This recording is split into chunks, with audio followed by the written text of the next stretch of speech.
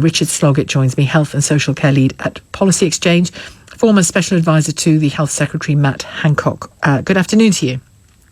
Good afternoon, Sheila. My sense is that none of this will come as a surprise to anyone. I think that's a very, very fair point. I think these figures, whilst shocking, and as you say, behind each one is a individual and a family, the numbers themselves are not a surprise. I think the question is what can now be sort of done about this and what action can realistically be taken. We went into the election with Labour, and you've got Barbara Keogh now on in half an hour who'll talk through their sort of approach. I think the government, as it is now, we're very much trying to avoid talking about this particular subject, which keeps coming back round.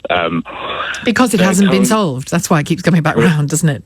Correct. And currently what they've sort of put together is a plan to sort of engage in a cross-party set of conversations and discussions to try and fix it, which is a welcome move. But I think there will obviously be people out there who will be quite cynical about that because we have been here before, of course. But is that a plan, or was it just something that was said during an election campaign? Because the two are very different things, aren't they? Well, I think there's an interesting point here, which is the manifesto obviously was written before the result, and I don't think many people predicted the result that we got in the election. And now with a more substantive majority than was initially thought, the interesting thing will be to see whether that commitment to those cross-party discussions is maintained, or whether the government wants to go further on its own and bring forward its own proposals and move them forward at pace. And at the moment, it's unclear whether they will or not. And actually, even for people whose loved ones don't have dementia, if they are elderly and prey to falls, prey to infections, perhaps more easily, that needn't always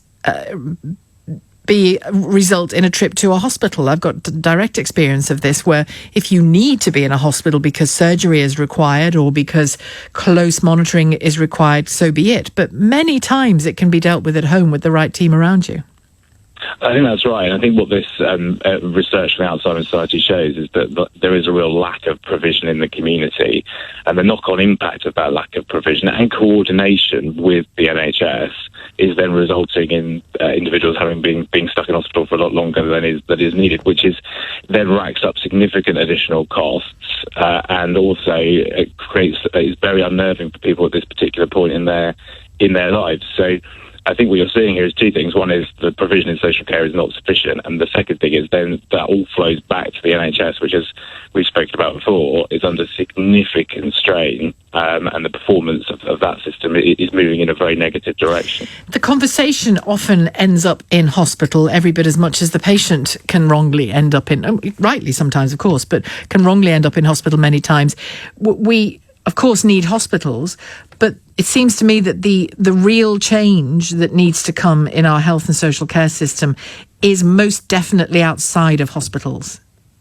Yes, I think that's right. And one of the slightly depressing things about the election campaign was that we spent a lot of time talking about the NHS, important as it is, but we didn't spend enough time talking about care for the elderly. And indeed, there is a whole issue around working age adults, which doesn't come up in today's discussion, but is an increasing cost that local authorities are having to grapple with.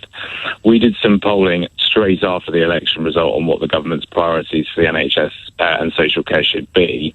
And while social care does feature, as about 20% of voters say it is in their top three issues in this space, it still sits lower down the list than building new hospitals, being seen more regularly by GP or more quickly by GP, reducing waiting times in A&E. So there is a whole exercise here in raising greater awareness, which today's data does show, and then that translating into actual government prioritisation and action. But that awareness is the job of government as much as anything else, isn't it? Of making people understand that the shiny new hospital has its, in terms of returns, has its limitations.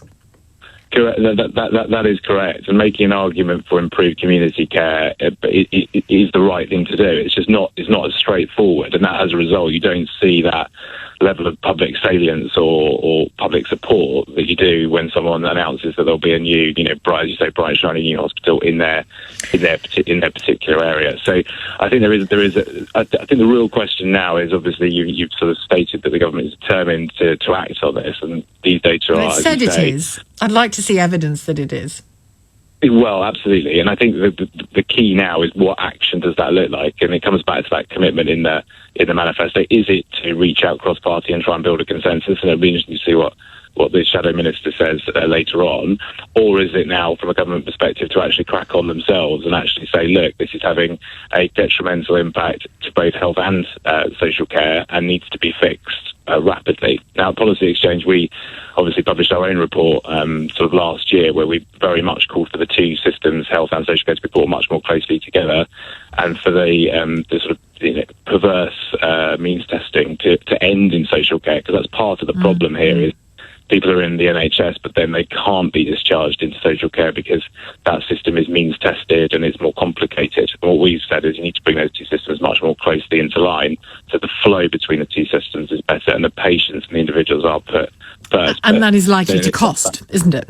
Correct, and that's always the problem here, is where does that cost come from? And then you're into a conversation about assets versus income. And if you're looking at assets, the government's been very clear that home sales to pay for care is a red line. And there'll be people who, I'm sure in your programme will support that, and there'll be others who'll say, well, people have benefited from, asset appreciation in their homes. Why shouldn't they have to use that to pay for social care? But isn't this, and it seems to me that this is part of the problem, that actually until, as a nation, as a government with that nation, we agree on a funding way forward, politicians will be nervous of this extremely hot potato, but while they indulge their nerves, elderly people with or without dementia are often suffering inside these hospitals or at home.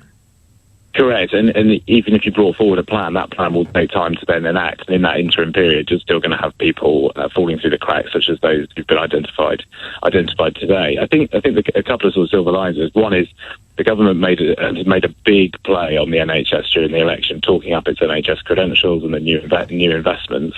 Those new investments will not deliver improvements if you don't, alongside that, fix the social care system, and that is a real issue that they will now need to look at this much more closely. Okay. And an increased majority does give them about a potential opportunity to actually move on this, but it will come down to a budget discussion. Sajid Javid's first budget is on March the 11th, and it'll be interesting to see what comes out from that particular process. Thank you very much. Good to talk to you, Richard Sloggett, Health and Social Care Policy Lead at the Policy Exchange and former Special Advisor to Health Secretary Matt Hancock.